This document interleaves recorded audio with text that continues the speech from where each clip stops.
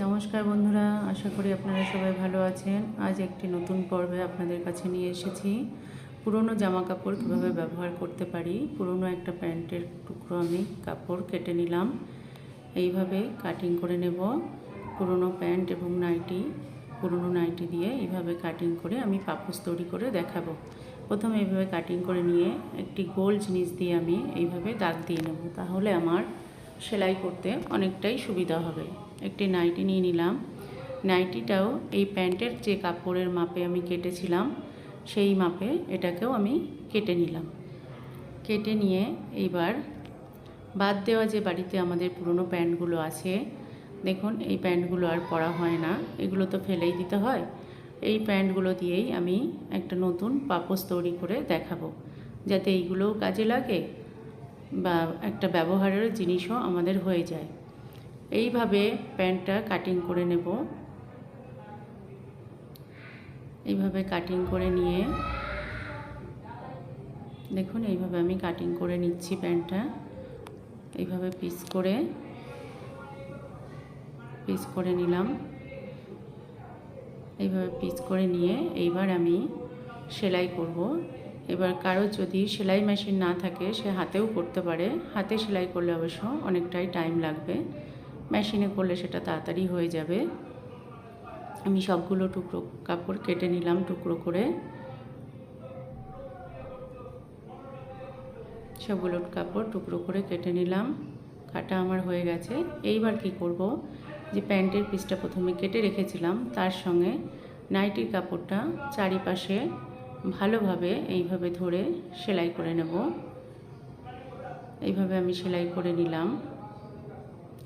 এবার টুকরো কাপড়গুলো এইভাবে একটার পর একটা জুড়ে নেব। কেন জুড়ে নিলে আমাকে সেলাইটা আমার কাছে তাড়াতাড়ি হয়ে যাবে, সুবিধা হবে।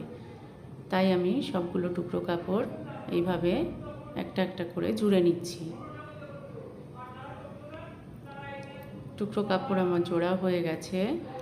এইবার আমি প্রথমে যে গোল করে রাউন্ড করে যে দাগটা দিয়েছিলাম সেই দাগটার ওপরে এইভাবে দেখুন এইভাবে কুচি দিয়ে পুরো রাউন্ডটা করে নেব। আমি এইভাবে কুচি দিয়ে পুরো রাউন্ডটা প্রথমে করে নিলে আমার সেলাইটা করতে অনেক সুবিধা হবে। এভাবে কুচি দিয়ে আমি এর জন্য পুরো রাউন্ডটা আগে করে নিচ্ছি।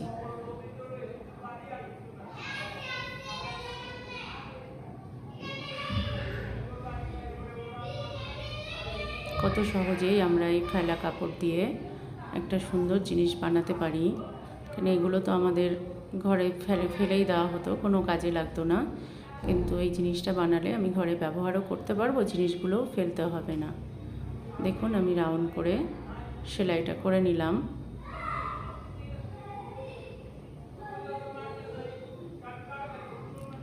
এইভাবে রাউন্ডটা যেরকম কুচি দিয়ে করেছিলাম এইভাবেই আমি কুচি দিয়ে পুরো আসনটাই এইভাবে কুচি দিয়ে করতে থাকবো, পুরো পাপোশটাই।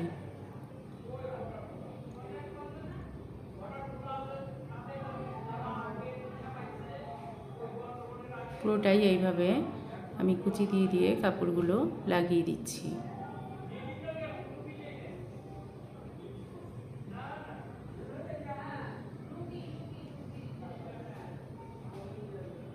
দেখুন পুরোটা কাপড়ের টুকরোগুলোই এইভাবে কুচি দিয়ে আমি পুরো লাগিয়ে দিচ্ছি।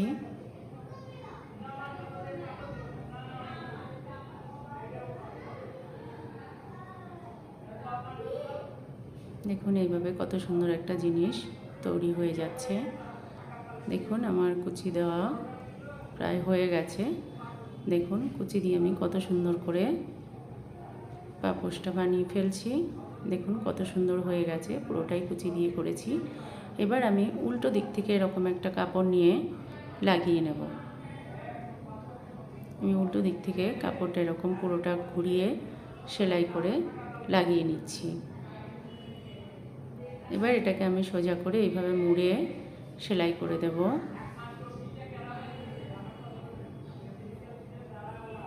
এভাবে মুড়ে আমি সেলাই করে নিচ্ছি, পুরোটাই এইভাবে আমি সেলাই করে নিচ্ছি।